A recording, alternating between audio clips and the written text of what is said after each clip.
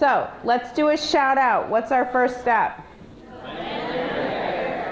Plan and prepare instruction. Okay, so we think about this as the foundation, right? This is the foundation of our house. If you don't build it well, the house will eventually come tumbling down. All those other bubbles will not probably be successful if we don't do plan and prepare well. So this is our biggest step.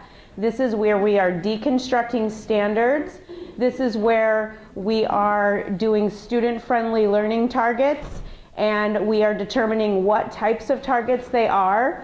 We are looking at our post-assessment to see where we're going, and we're creating a pre-assessment that we might add some prerequisite skills to. We are making our basic unit core plan for the whole class. We're coming up with scoring agreements, and we are just making sure that we have all of the foundation ready in order to deliver instruction for our core instruction. Okay, so this is the big step. What's our next one? Excellent. Organize and chart data. So once you have those assessment results back and they're scored, you're then bringing your scores and you're sorting them into categories, and you are figuring out where your students lie, and you're selecting one of those categories of students to focus on for the rest of your plan. Okay, and then what happens next? Excellent. We're analyzing and prioritizing needs. Okay, so in this part, we are always going to want to start with our strengths. Okay, what are the students doing well? It's really hard for teachers to go there first, because what they tend to gravitate towards is what are they doing wrong and how can we fix it all. But we are going to be able to fix what they need much more quickly and accurately if we can first look at their strengths and figure out what they can do and make inferences around those. Then we're going to move into their needs. Okay, what is it? Where are their errors? Where are their misconceptions? And why are they doing that? Okay, then we're going to have probably quite a list going, but instead of doing all of those at once, we are going to want to prioritize which one of those needs is going to give us the biggest bang for our buck. What is the most foundational skill that we can work on, so that then when we go to the other errors and misconceptions, it's much easier to fix them. So we're going to prioritize one need. Okay? After we do that, what are we going to do? Select common instructional strategies. Okay? The key word there being common. This is something that all of team members are agreeing to do. Okay, and this is like 1 or 2 strategies. This is not a giant list.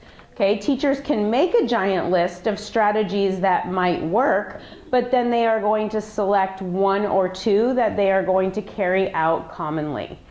And after they've done that, what's going to happen next? Results indicators. Okay, so here's where we're asking ourselves those 3 questions. What is the teacher going to do? What are the students going to do? And how are we going to determine whether it's working or not? This is where we need to be specific. Okay, we all think that we know these strategies, but when we actually start talking about them, we do them in very different ways in our classroom. So here's where that job-embedded professional development gets to come in, where teachers are sharing their ideas and then they're coming to common agreements about exactly what they're going to do. This essentially should be explicit enough that if a sub was in a teacher's classroom, they would be able to carry out that specific strategy just by looking at the answers to those 3 questions. Okay. Next, we have our super quick step. What is it? Theory of action. This is an if and then statement. If we do this, then this is going to happen. There is an algorithm for this. It's not a random guess, which is usually what, 80%, right? No. Okay, there's an actual way of figuring this out. Okay, and then our last step is,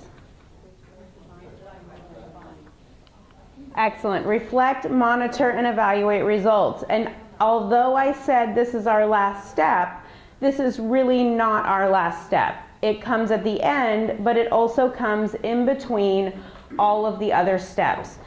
This is what we are going to be focusing on today. We're going to really be talking about this step because it's a step that we often leave off because we feel pressed for time, but it's a step that is extremely important to our practice.